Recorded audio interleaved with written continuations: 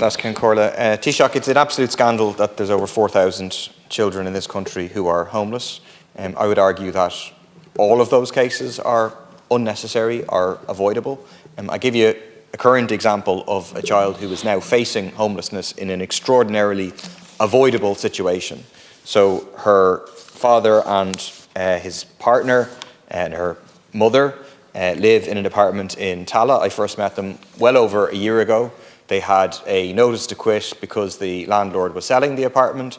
They were willing to sell it to the council under the tenant in situ scheme. I contacted the council first, representation on the 29th of May. Council said, we're pursuing this. This has gone on for over a year at this stage. And then just yesterday, they got an email from the estate agent saying that the local authority have advised us today they are no longer proceeding with the sale of the above noted property. He sent me an email this morning saying we can't be homeless. Our health doesn't allow us to do so. I can't breathe during the night. I need a device. I have heart problems. I'm waiting for surgery. My wife is my carer, but she's also sick, and our daughter is under jigsaw with a mental health issue.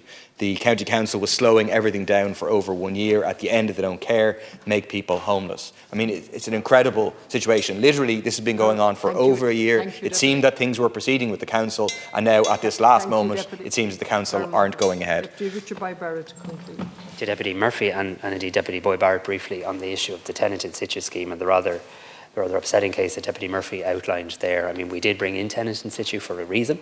It was to help make sure that the tenant could remain in situ.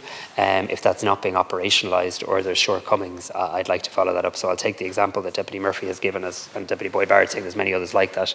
Talk to Minister O'Brien and he or I will come back to you in writing on it. You might also send me that thing on speech and language therapy. I accept there's challenges in the system.